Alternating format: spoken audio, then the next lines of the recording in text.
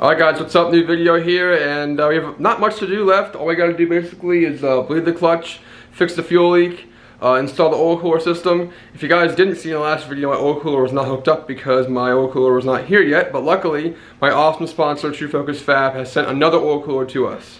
So I've been sponsored by True Focus Fab for about, almost 2 years now, and their products are amazing. Andrew's a great guy, he does amazing work, and I've had quite a few of these oil coolers by now. This is my second one here. That was in the last motor, which was literally brand new. Sadly, it was brand new.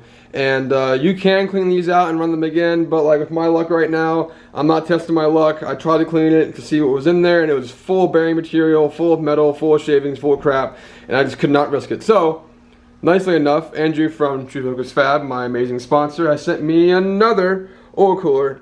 I know it's probably annoying for him, but I appreciate him very, very much, and True Focus Fab stuff is amazing. It is made in the USA, of course, and this is a really, really big oil cooler with 2-10 bungs to go to the sandwich plate and stuff like that. But we'll install that right now, get the lines ran, all that kind of stuff.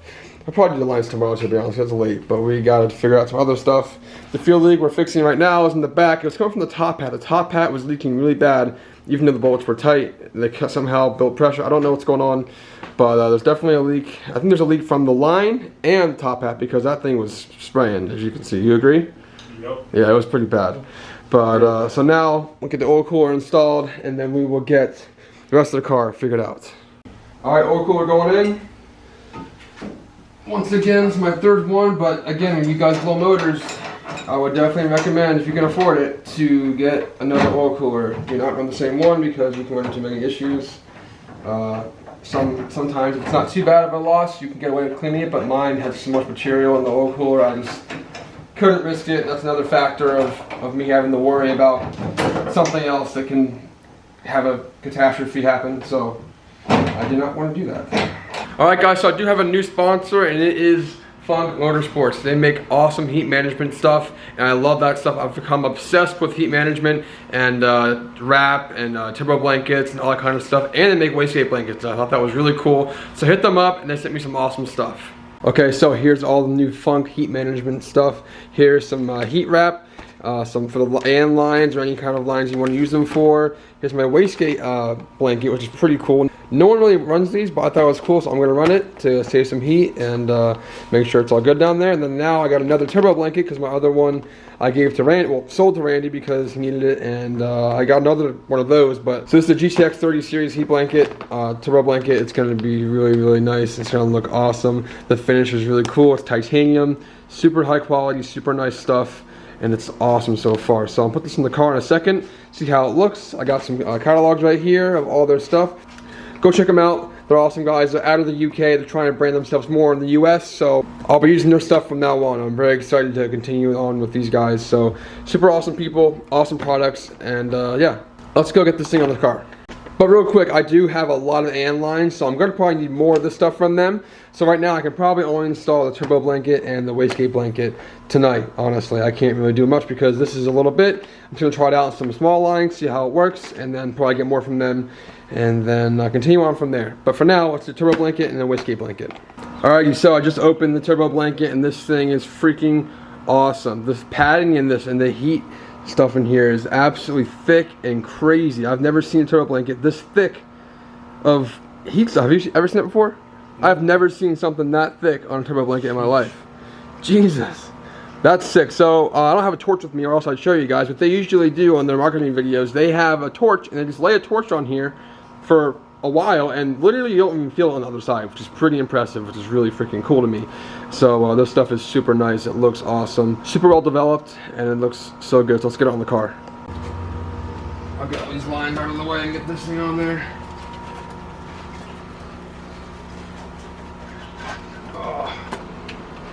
Well, it's covering the most important stuff. Oh, there we go. Now we're cooking peanut oil. Alright, up next is their wastegate blanket. Pretty much the same thing as a turbo blanket, but just smaller for wastegates, obviously. And my wastegate's right here. I have a tile wastegate, it's older style, but this should work fine. So I'll go ahead and test it out, see how it fits. Okay guys, so as you guys know, I had a really bad fuel leak on my gas tank on the top hat, and these gas tanks are very old. They can get stripped, they can get worn out, and they can just get, you know, just worn down over time. I've never taken off that top hat before until last time I put the new fuel pump in, and it sealed fine last time, but obviously not. After a time when it built pressure, it started to leak.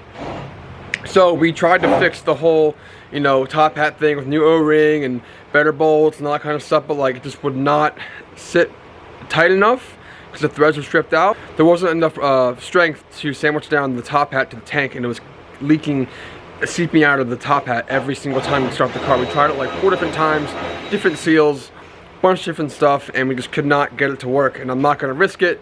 And I literally can't even start the car, it instantly leaks. I can't drive it, can't drift it, because when you drift, you slosh it around, fuel's gonna go everywhere, and I just can't have that. So the best alternative is not what I wanted to do, but you get a new tank. And I was like kind of worried about getting a new tank because, and on the S14 chassis, you have to drop the whole subframe, get the tank out because the tank's above the subframe. But I forgot on the S13, it's behind the subframe. All you gotta do is do 4 bolts and that 10 mil for that tube, and then it comes right out. So I did get another 240SX gas tank.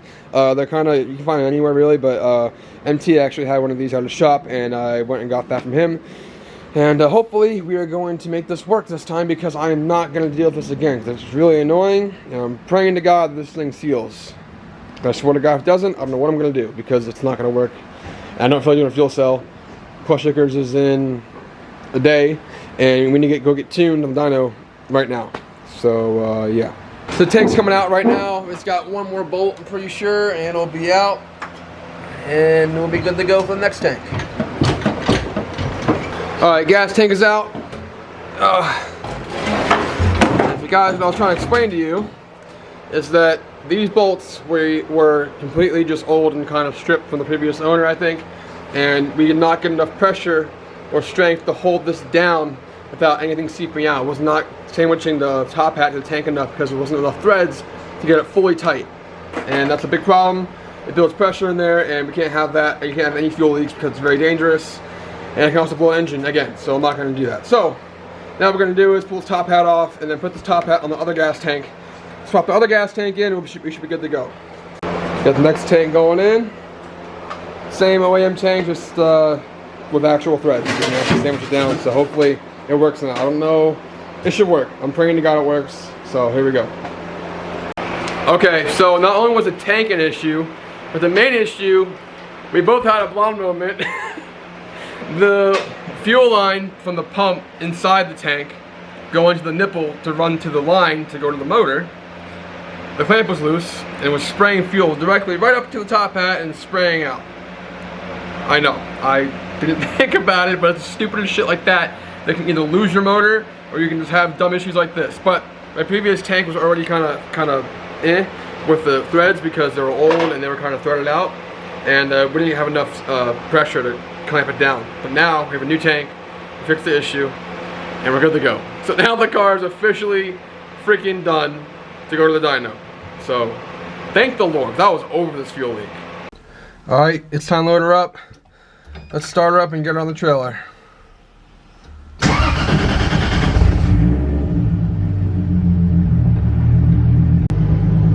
Got the AFR gauge working. Hell yeah. Damn, this thing looks so good. I love this car. I love the kit, love the wheels, love the color, love all of it. My bumper's a little bit messed up from last year at Klutch Kickers. I haven't got it fixed yet, but I'll probably get it fixed before round 4. I'll have Ray do it, or Billy, or one of them. But damn, this thing looks so good. I'm in love with this car. God, it looks so good, man. Alright, just like that, we're off to the dyno. Also gonna be riding this truck because my truck's still not fixed, but it is in the process of being fixed. It should be done in like 2 weeks. So I'm very excited about that, to have my truck back and be able to tow and have my daily driver back. So I cannot wait for that. But for now, we're on the way in the V6 Chevy. We'll see how old girl tows.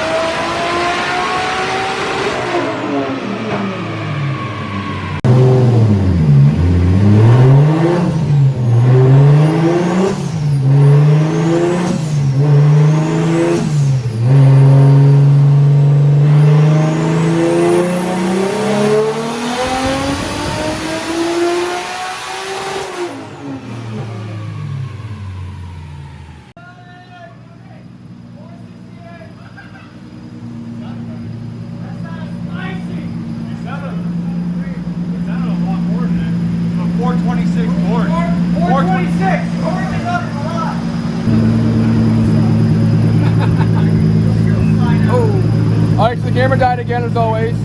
But the car's running good. I'm stoked, so keep going.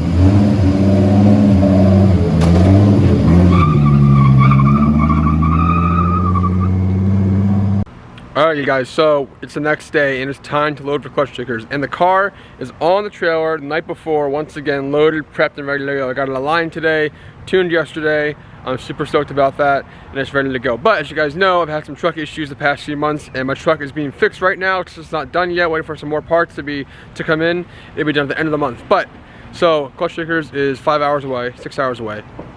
Hotels this weekend are, for some reason, are like double the price, super expensive. Don't have a truck, could have borrowed one again, but the best option I could think of was this. Boom. So I rented a pretty big sized RV to travel in there, stay in, and tow 240. So we got the 240 in there. Kai's helping me load the car right now, and then the RV is freaking sick. It's super nice, super roomy, and I'm really excited to get this thing going. So we're loading the car right now, well, loading the truck or RV, whatever you want to call it, and we're gonna head to Klutch Kickers tomorrow morning. So this video is kind of over, and next video we're at Klutch Kickers round 3 with a new engine. It sounds amazing. It's gonna rip. I'm so excited. So I'll see you guys soon.